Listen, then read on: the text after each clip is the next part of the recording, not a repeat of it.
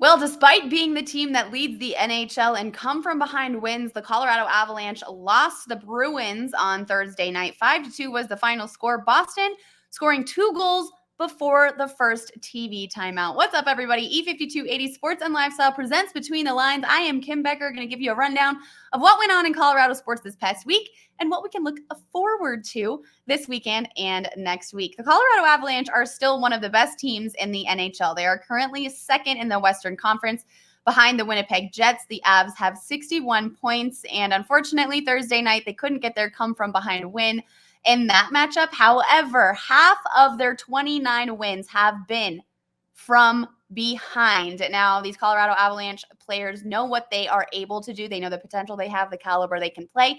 They just really need to get out to some hot starts as these games continue. They have one more game in Philadelphia on Saturday at the end of their 5-game road trip. Then they'll be back at home hosting the Capitals on Wednesday in Ball Arena.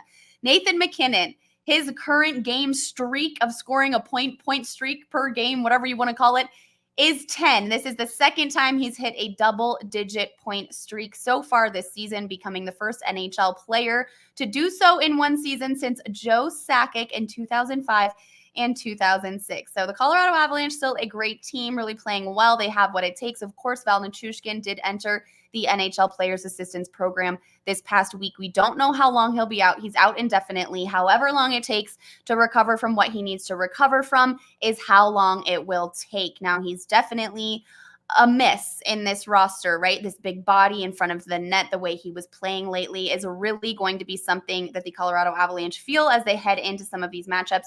And that's partly what they probably felt against the Boston Bruins last night. Now, they still have some fantastic players, obviously. Mikko Rantanen's been playing really well. Nathan MacKinnon, Cale Makar, all these guys. However, they do need to find some consistency and some gel as they head into the second half of the season. The Denver Nuggets are in Boston on Friday night taking on the Celtics. The Celtics have not lost on their home court this season. Will the Nuggets serve them their first loss on their home court? We'll find out. They're looking for a bounce back win after losing in Philadelphia 3 nights prior. This is their second of 5 straight on the road. The Nuggets are 28-14. Heading into this big matchup in Boston, they're third in the West behind the Timberwolves and the Thunder. Now, news will be trickling out of the Denver Broncos as the offseason ramps up. I'm sure the latest by Tom Pelissero, that DB coach, Christian Parker, that's your defensive backs coach here in Denver. He'll be interviewing with the Patriots for their defensive coordinator position.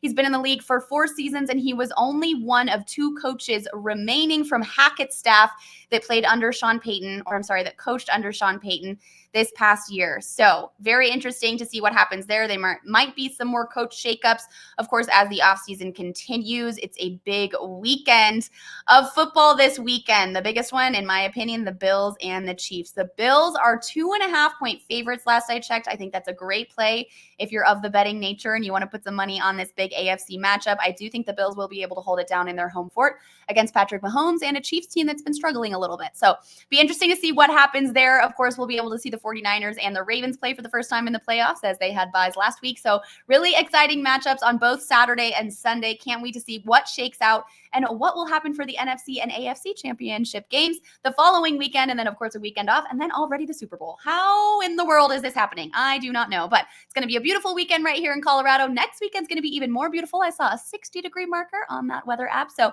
enjoy yourselves this weekend, and I'll see you guys right back here next week for another episode of Between the Lines.